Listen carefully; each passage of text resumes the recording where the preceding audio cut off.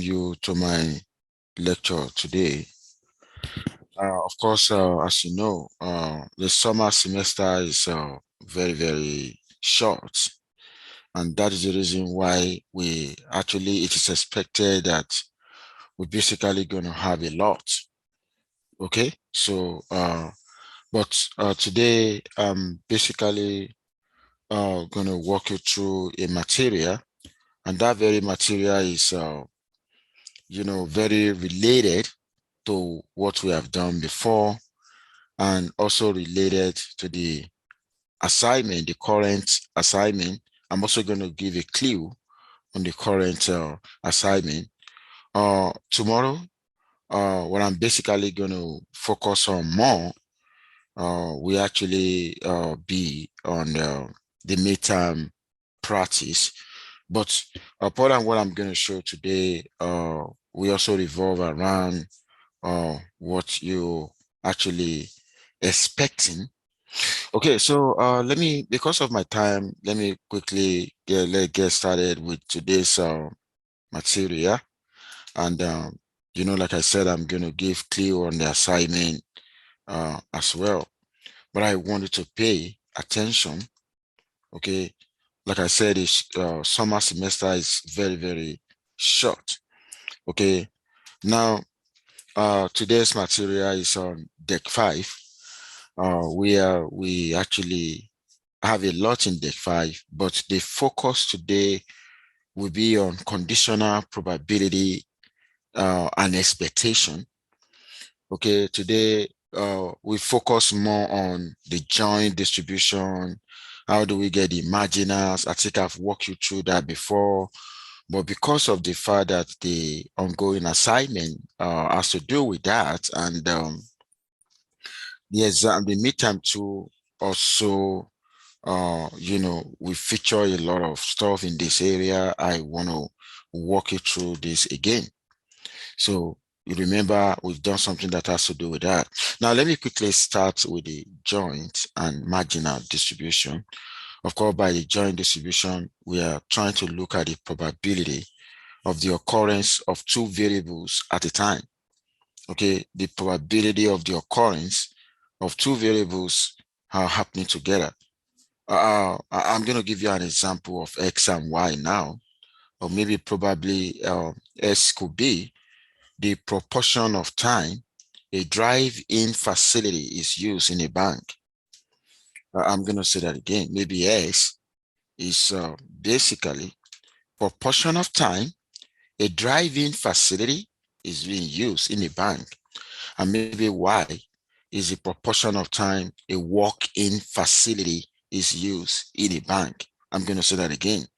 Maybe X represents the proportion of time a drive-in facility is used in a bank, and while Y represents the proportion of time a walk-in facility is used in a bank. When you go to a bank, these two events can occur at the same time. You're going to see a customer walking in, and you're going to see customer driving in. So that's an example of a joint distribution. So we're basically going to have a function representing X and Y. And at the same time, from the joint, we can actually figure out the probability of the marginal. So from the joint distribution, we can get the marginal distribution of X and Y as well. Okay, so if I want to talk about a discrete, okay, if S is discrete and Y is discrete, we normally present that in a contingency table. This is a contingency table now, 2x2 table, where one side is going to be X, the other side is going to be Y. And what you can see in here, this basically the frequency, like the numbers of, you're talking about the frequency of the numbers of time the X and Y actually occur. Like for instance, if I want to, 1/30 here is the probability of a grass, it's a grass and also a red. Okay, 1/15 the probability that, it's a grease and also a red. So take a look at that. Okay, so what you have inside the table now, they are joint probability. Okay, you're talking about the probability of the occurrence of two events. Now, if you're basically focusing on the probability of red. Okay, let's say you have X and Y, okay, and you actually want to focus on the probability of X, and X probably S equal to red. Okay, S equal to red, basically it's going to be 7 over 30, which means you are actually summing across the other levels of Y.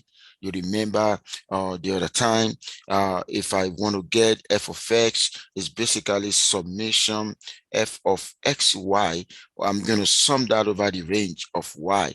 Okay, that's exactly what we're doing here. Adding all of that together, you are adding over the range of y, and to get the 7 over 30, which is going to be the probability of red. That is a marginal. You can also find the probability of white. You do the same. Now, what if I want to find the probability of grass? Probably I want to get the f of y. Okay, and that my f of y is a grass. Okay, I'm actually going to sum the joint over the range of x. Okay, which means I'm actually going to sum 1 over 30 plus 1 over 15 plus 1 over 10. The probability of grass now will be 1 over 5. So that's a marginal probability. Now, let me tell you now, it's very, very easy when you want to do that, when X and Y are discrete. I think I've walked you through something like that before. I gave you some formula, okay? So take a look at that. Okay, now, if that is what you have, this is the formula that I'm actually talking about. Okay, you have you want to get the marginal distribution of x, you have to sum. If x is a discrete, y is a discrete, you sum f of x y over the range of y. You're actually going to sum that over the range of the variable you are not interested in. Okay, if I want to get f of x and I have f of x y, I'm actually going to sum that over the range of the variable I'm not interested in. I'm going to do the same to f of y. If I want to get the f of y, I'm actually going to sum the f of x, y over the range of the variable I'm not interested in. I'm not interested in x. So I'm actually going to sum that over the range of x. I just wanted to take note of that. Now, what I'm giving you now, when you have a discrete case, x is discrete, y is discrete. Okay, I wanted to take note of that. Okay, now, what if in a situation where I have a continuous probability distribution, the x is continuous, y is continuous? I think this is what I'm actually going to do. Let me simplify all this. I've given you this before, and I'm still going to give you again. Okay, give me 1 second. I'm going to share my whiteboard. I need you to write this down. And in my review tomorrow of the practice of what is expected, okay, in my review tomorrow, I'm actually going to show you a lot of stuff. Okay, but you know what? I'm going to write something now. Take a look at this now. Okay, let me just if x and y are discrete, please take note of what I'm writing for you, what I'm writing now. If x and y are discrete, and you have f of x, y, right? The if they are discrete, okay, you have f of x, y that can be given in form of a table or in form of a function, and they ask you to get the f of x. Your f of x, you're actually going to sum. Please take note of what I'm writing now over the range of y. You want to get the f of y, you're actually going to sum that over the range of x. Please take note. Okay, now this guy are called marginals. Okay, they are called marginals. Okay, and you know what? They can also ask you to find the conditional, the f of x given y. Okay, the f of x given y, the f of y given s. These are conditional. Okay, these are conditional. Okay, now the f of x given y is going to be f of xy, okay, divided by f of y, and the f of y given s is going to be f of xy divided by f of s. I think I need you to take a screenshot of this now. These are very, very important. Of course, I'm actually going to allow you to, to have access to your material in exam. Okay, these are very, very crucial. Okay, I need you to copy them down, or you can take a screenshot. Okay, now, you are given f of x, y. Okay, where x and y are discrete. Okay, you can get the marginal of x, the marginal of y, the marginal distribution of x and y. You can see the formula, and you can get the conditional one. So look at the conditional function is different from that. Now, another thing that they can also ask you to get. Okay, we're still on discrete. I just wanted to know that. I'm just trying to write out the formula that you need. Okay, now what if you want to get, you also want to get the expected value of x. Okay, it's going to be summation x f of x, and don't forget you'll be summing using that. The expected value of y is going to be summation y f of y. Don't forget you're summing that. Now these are unconditional mean. Unconditional.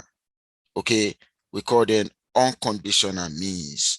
Okay, those are unconditional means. What of in a situation where I want to get conditional mean, like expected value of x given y, or the expected value of y given x. Okay, this guy is going to be, okay, summation s. I'm actually going to use f of x given y.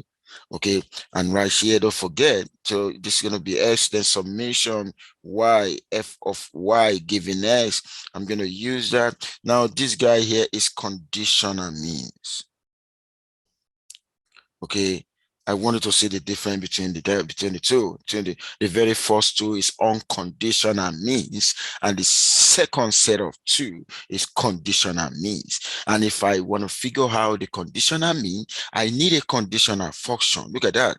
You see that? I need a conditional function. If I want to figure out unconditional mean, I need the marginals. Look at that. I want you to take note of what I'm showing you now. I'm still talking about situation where x and y are discrete.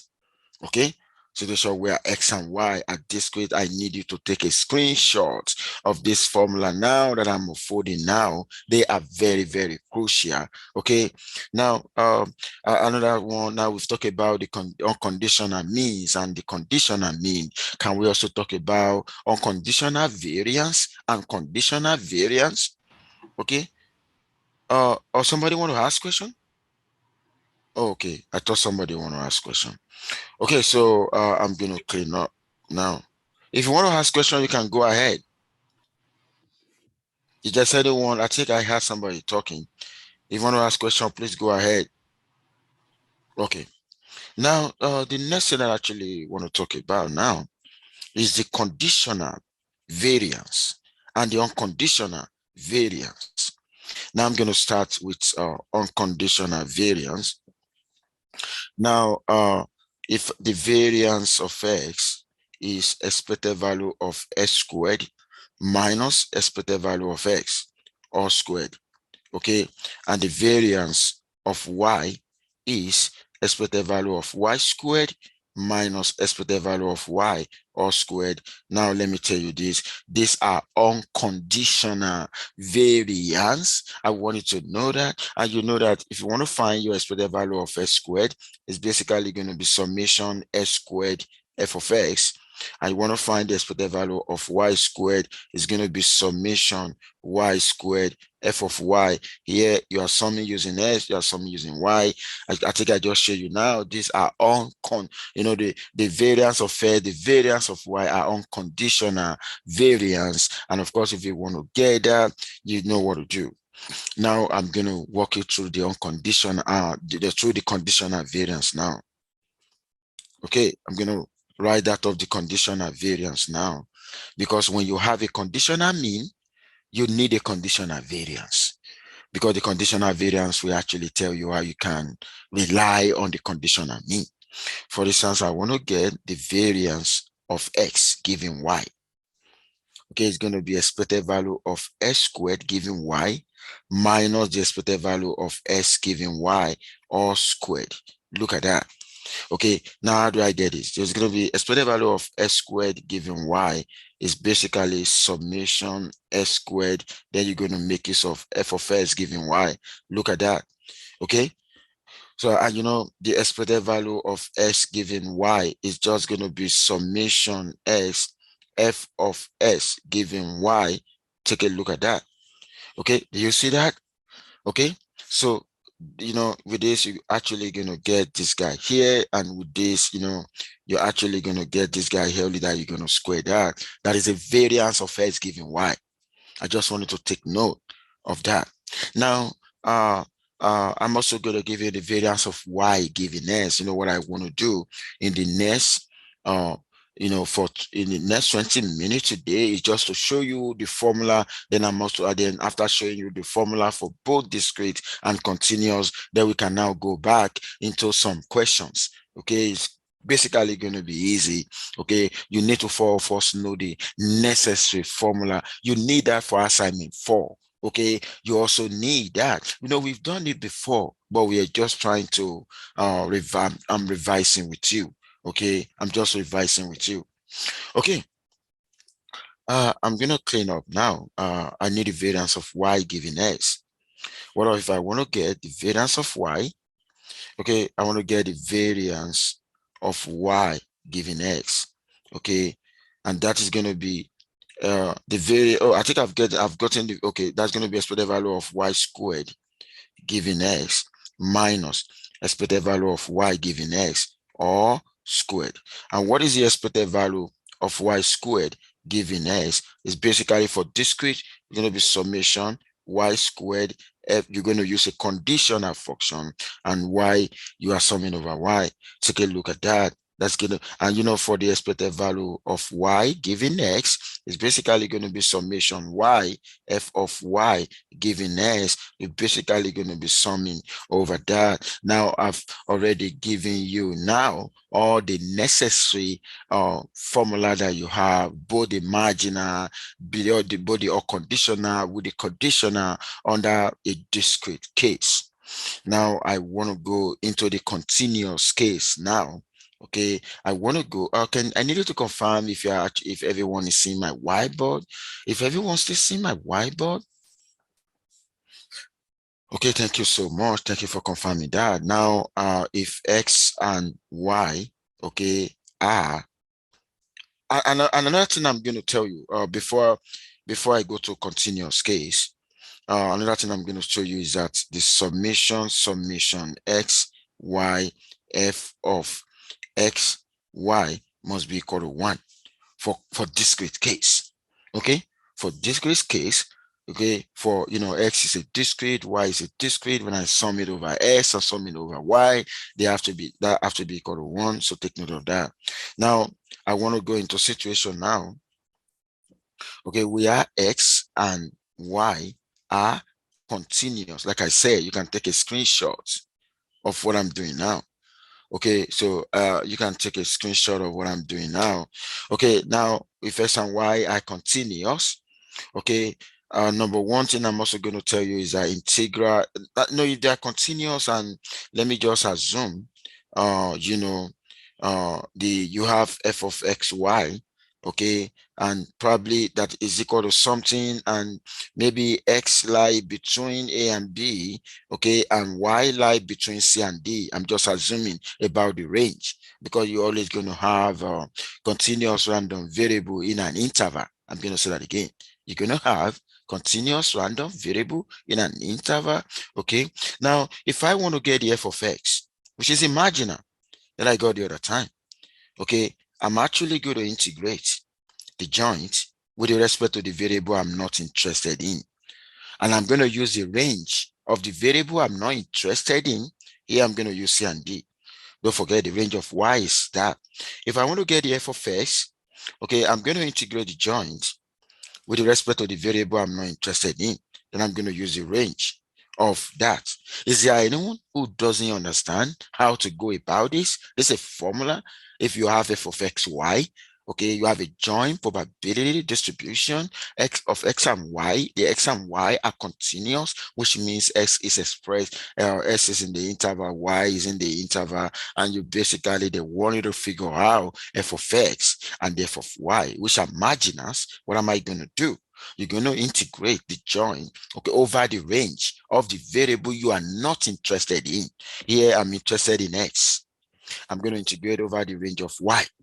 Here, I'm interested in Y. I'm going to integrate over the range of Y or over the range of X. So take a look at that. That is how to go about that. Now, in case you are given f of x, y, and they ask you to get the unconditional mean, I want to get the expected value of x now. What am I going to do? Okay, it's going to be integral s f of x ds. Then I'm going to use the range of x, a to b. Look at that. That is an unconditional mean for x. Okay, where s is continuous. I want you to take note of that. Okay, so what if in a situation where I want to get the expected value of y? Okay, now I'm going to clean up now. Okay, so let me just clean up this guy now. You've seen the marginal now. Okay, so if I want to get the expected value of y, what am I going to do? So I'm going to use c to d y f of y dy. Look at that. Those are unconditional means. Okay, if x and y are continuous random variable and I want to get the expected value of x and I want to get the expected value of y, those are unconditional means. I wanted to take note of this. Write down this formula now, or you can take a screenshot. They are very, very crucial. Okay, now I got this now. Now the question now, how will I get the conditional mean? We got to conditional mean. Okay, the expected value of x given y, that is the first one. The expected value of y given s, that is the second one. Now this is going to be x, then you're going to use f of x given y, okay, ds. I wanted to see that. Look at my formula now. Expected value of s given y. Okay, like I want to find what is the expected value of x when y is observed. When y is observed. Okay, when y is observed, I want to find the expected value of x. I'm going to use the conditional function of f of x given y. You remember the other time when I want to find the expected value of x, I did not use conditional function. I only use the marginal. I use f of x. Take a look at that. That is the difference between the two. Now here now, it's going to be c to d y, okay, f of y given x. And this is going to be the y. Look at that. Take note of that formula now, okay? These are the formula to figure out the conditional mean of x given y, the conditional mean of y given x. Okay, I gave you an example the other time.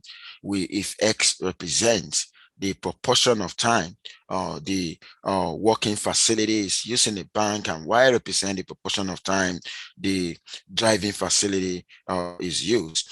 This guy here, we may want to find what is the expectation.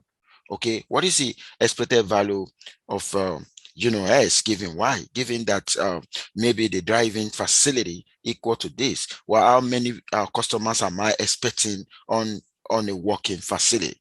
Okay, I think a shot came in now, and let me see. Somebody said, is f of y given st equal to f of, yeah, that's a very good question. No, it is not equal to that. I'm going to show you now. Somebody is asking about whether in a discrete case or in a continuous case. I'm going to tell you this. I'm going to show you something now. F of x given y is a joint divided by f of y. If you're conditioning on y, this is going to the denominator is going to be f of y. If you have f of y given s, which means it's conditioning on s, is basically going to be f of xy divided by f of x. I think the person get it now. Whether you are talking about discrete case or talking about continuous case, the f of x given y and f of y given s, they have the same definition. I don't know whether the person that shared with me got that now. I need the person to see to respond if you get what I just wrote now. Whether for okay, thank you so much too. Whether for discrete case or continuous case, this actually hold. Okay, f of x given y equal to f of xy, the joint divided by f of y, and f of y given s, okay, equal to f of xy divided by f of s. Now, I think you've already seen that now.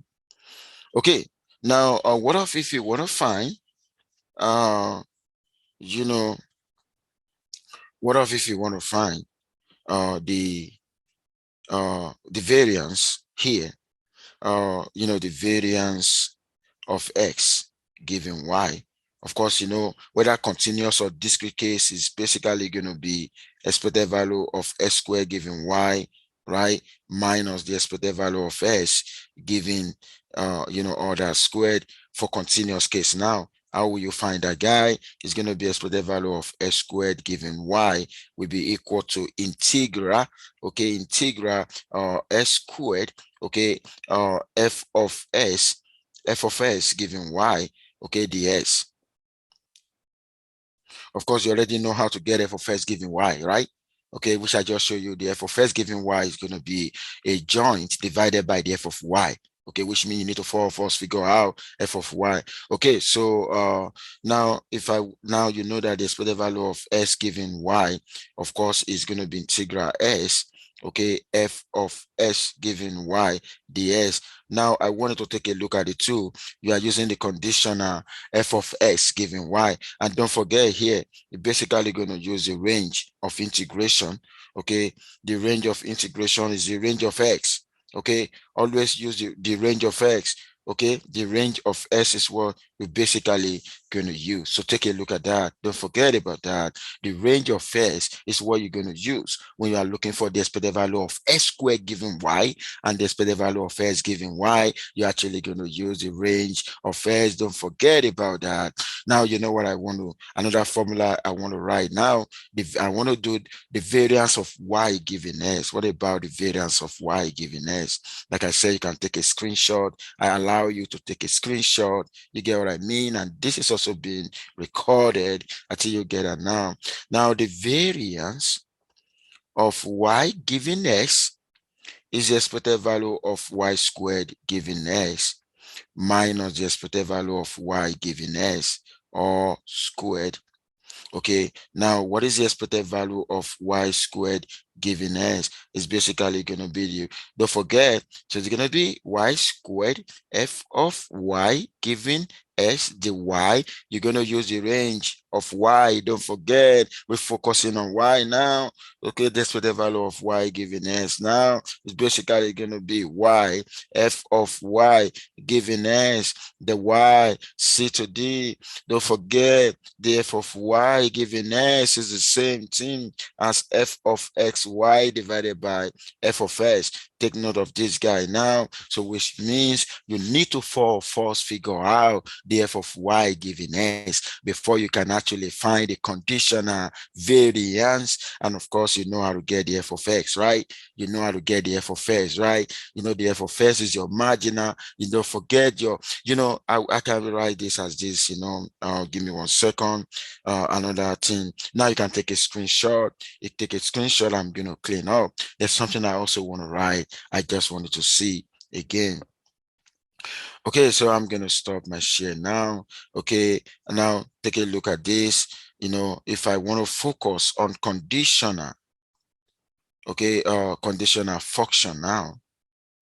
Okay, f of x given y, I said is f of xy divided by f of y. Now let me tell you, for discrete case, it's going to be f of xy divided by f of xy summation x. Look at that. This guy, don't forget, this guy is this guy. You know that for discrete case, that f of xy divided by the same f of xy, only that you're going to sum that over the range of x. When you sum that over the range of x, that will automatically give you f of y. Until you know that, right? I'm still talking about discrete case. If I want to talk about continuous case, oh my God. If I want to talk about continuous case now, it's basically going to be f of that divided by integral f of xy. Oh my God, the Yes, right. And I'm actually going to use the range of X. Take a look at that. Do you see that now? This is for continuous case. You remember that the f of x given y will be equal to f of xy divided by the integral of f of xy dx. That will give you the y. Take note of that. Okay. I just gave you for discrete case and continuous case now. Now, since I've walked you through all the necessary formula for discrete and continuous case, I want to tell you now, the moment you understand all this formula, okay, that I just walk you through, we've done them before, but I'm just trying to revise them, okay. Most of them will feature in the test, but you know what I want to do now? I basically want to go back now into the I'm not going to go into the material because you know what to do. So I'm going to go back into the assignment 4. Okay. I'm going to go back. I'm going to give you a clue now on the assignment 4. Take a look at what I'm going to do. Oh my God, this is a party. This is a party. I need you to confirm if you can actually, if you are seeing the assignment 4 that I actually projected right now. I need you to confirm if you're seeing that. Oh my God, they are seeing that. Number one in this assignment is very easy. You know that this is just the product of the matrix, right? We've done that before. Several, you get what I mean? Long time ago. Okay. Now I'm just testing your knowledge of matrix here in this assignment. And of course, we've done something about vector. But you know what concerns me today is question 3, question 4, question 5, question 7. That is what I want to provide information about. Let's take a look at question 3. Okay, let's take a look at question 3 in the assignment. What am I going to do? Oh my God, what am I going to do? You are given the support of x is in the interval, right? So if the support of x is in the interval, what is the expected value of x? Okay, the expected value of x is basically, I'm going to give formula now. Expected value of x, it will be integral s, okay, f of x ds. That is the formula.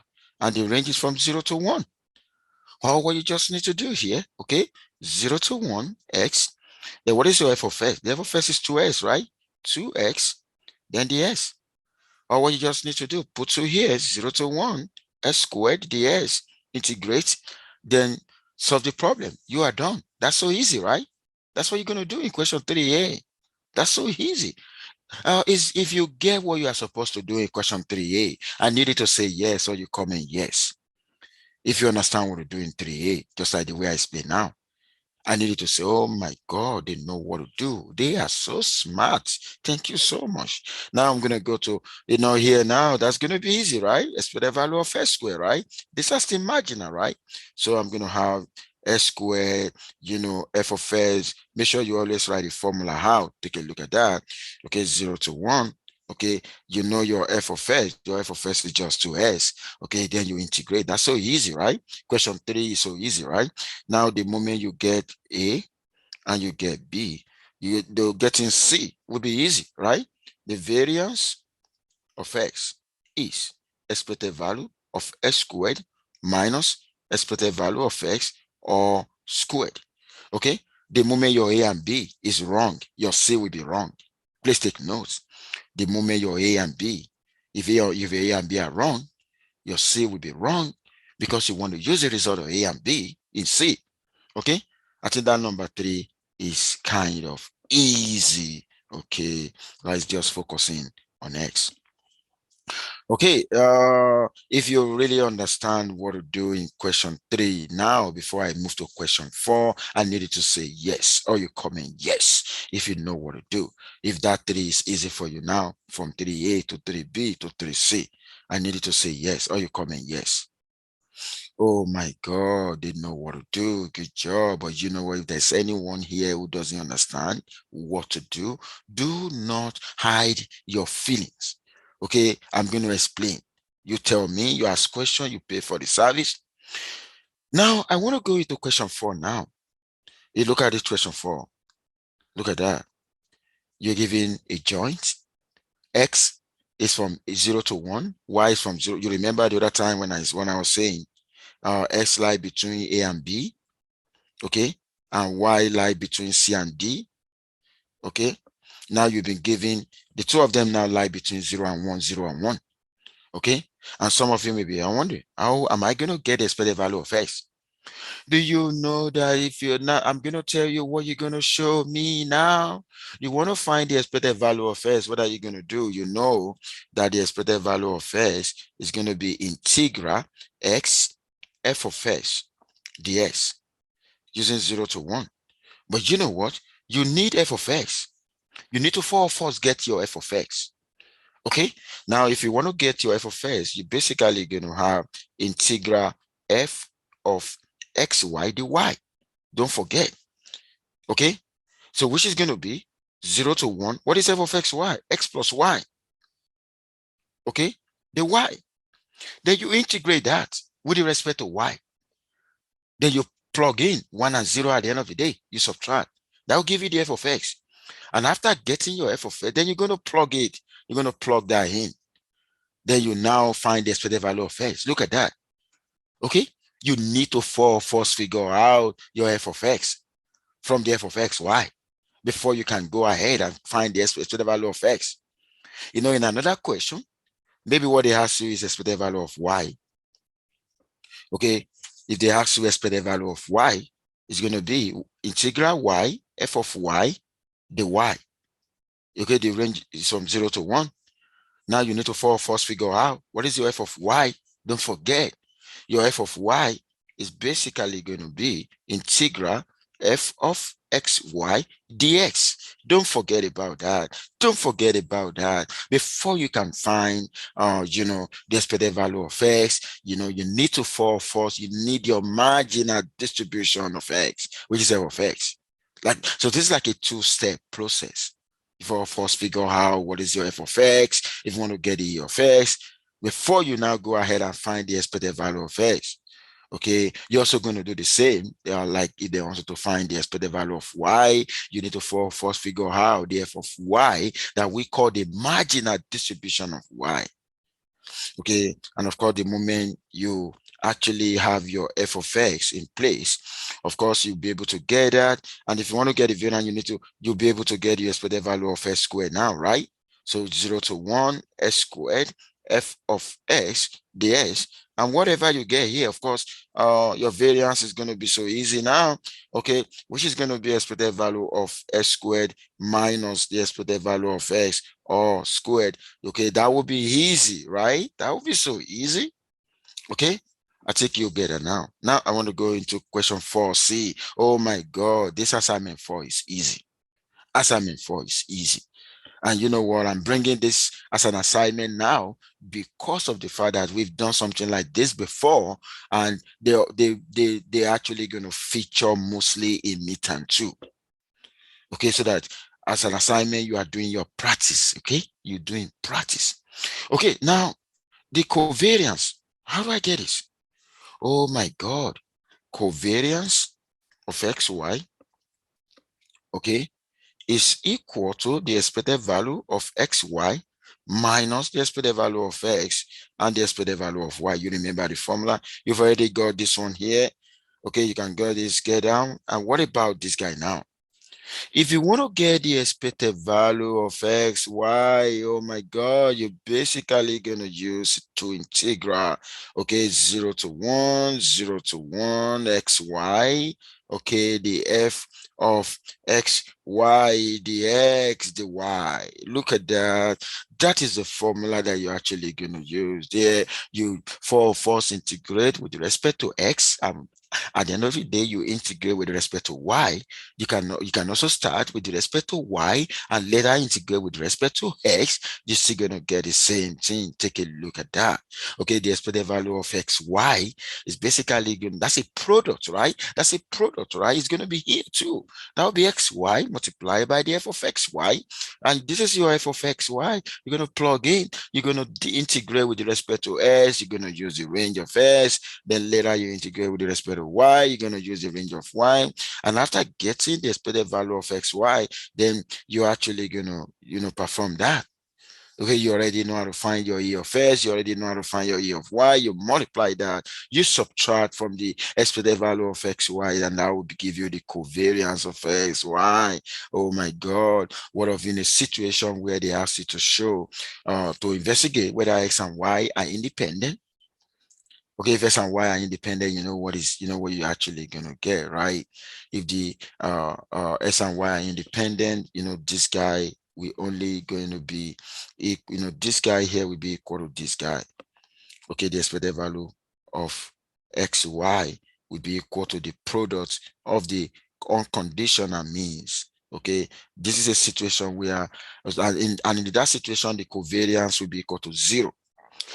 Okay, if the covariance of xy equal to 0, you know what that means? X and y are independent. That's what it means. Okay, that's so easy, right? Now I'm going to go into question 5 now. Now, I wanted to look at this question 5, okay? And I give a clue here. Okay, don't forget, we got two different functions in a function. Okay, for 1 plus x, it has that range. For 1 minus x, it also has that range. They support you got two different support in a function. What are you going to do? I want to find the expected value of x. What am I going to do? Okay, expected value of x will be equal integral x.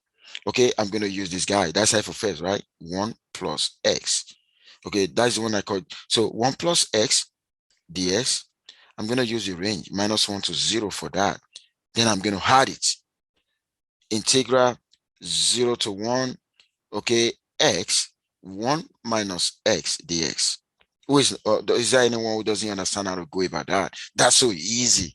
We're just adding because we have two sub-functions in a function, and you know what? Each of them actually have kind of neighborhood. Okay, you can say 1 plus x, the support of x is from -1 to 0, and you say 1 minus x, the support of x is from 0 to 1. Or what you're just going to do, you're actually going to add them up. That's so easy. Oh my God. What if I want to get this with the value of x squared now? Okay, -1 to 0. I'm only going to say s squared here, right? I'm just going to square that. Okay, then I'm going to go from 0 to 1, s squared, 1 minus s dx. Look at that. That's super easy, right? That was why I gave a clue. And okay, and if you want to find the variance, look at this. Variance of x squared is different from the variance of x. Okay, the variance of x squared, you've gotten this guy now. So the variance of x is expected value of x squared minus the expected value of x or squared. But now, whatever the variance of x squared, okay, the variance of x squared automatically, you are actually saying expected value of x4, okay, minus the expected value of x squared or squared. Please take note of the formula now. Take note of the formula. The variance of x squared is basically going to be expected value of x raised to power 4 minus expected value of x raised to power 2 or squared. And you know what? If you want to find the expected value of x raised to power 4, that is going to be x raised to power 4, 1 plus x dx, that is -1 to 0 and plus 0 to 1, x raised to power 4, 1 minus x dx. Take note of that. Okay, I think that's super easy, right? I know you know what to do. Now, this one is already in the note. Question 6 is in the note. But lastly, today I'm going to walk you through question 7. Do you know why I want to walk you through question 7? I'm going to walk you through question 7 because look at the range. Okay, you need to rewrite this range. Okay, you actually need to split this range. Okay, now what is the range of x? It's going to be from 0 to y. What is the range of y? It's going to be from 0 to 1. Please take note. That's how you can broken down. Look at that. Okay, the range of x is going to be from 0 to y. Okay, in the case you want to find the expected value of x, okay, don't forget, you need the f of x first. and your f of x, okay. Now, somebody, give me 1 second. I think, somebody, let me check my chart now. Somebody was asking a question about, isn't that going to be, there's something I'm going to share with you really quick, so that you'll be able to, understand, what I'm trying to, what I'm trying to talk about. Okay, so this is what I'm trying to talk about. Okay, I wanted to take note and write it down. Okay, you have f of xy equal to and 0 less than x less than y less than 1. Okay, now what I'm trying to tell you now, okay, is that, if you basically, want to find, the y lies between 0 and 1. Look at that. Look at y here. The minimum, that's 0. Look at that. That's 1. That's the range of y. Okay. Now, what about x? What is the maximum of x? Okay. So the x lie between 0 and y. Look at that. Do you see that now? So if you want to find the f of x, because now, if you look at the first question is asking you to find the expected value of x, which is going to be x, f of x, ds. You need f of x. So what is the range of x here now? The range of x is going to be 0 to y. Okay, that is going to be 0 to y. That is the range of x. Now you need f of x. Your f of x now is basically going to be, integral f of xy, the y. Okay, the y. I wanted to take a look at that. And what is going to be the range of y? That will be from 0 to 1. So please take note of that. Okay, that is what you actually going to do. Okay, so if you take a look at that, of course, and another thing I'm going to show you, if you don't want to go about that, you can just, give me 1 second. I'm gonna reshare now.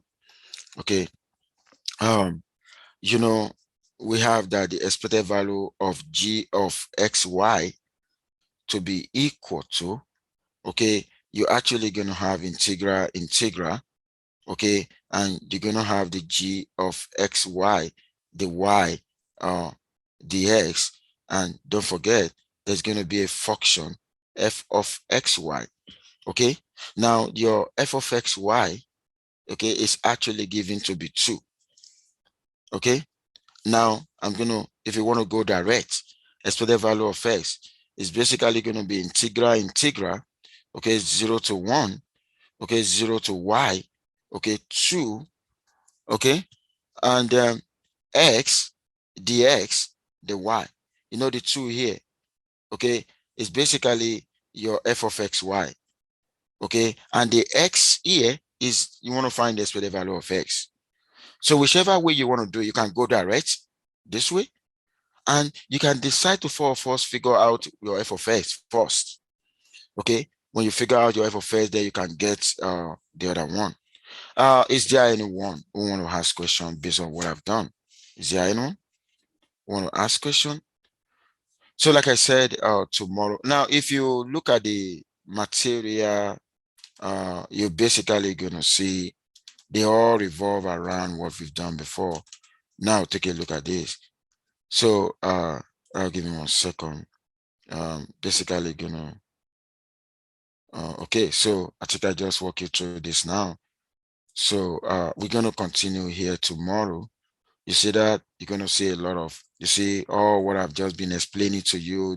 They are just formula, the f of x given that, the f of y given that. So take a look at that. So I'm going to continue with you on this tomorrow. And tomorrow, I'm also going to give you a clue about the midterm too. Okay. Is there anyone who need clarification on what I've done today? Is there anyone? Like I said, somebody said, where did you say we can find question 6?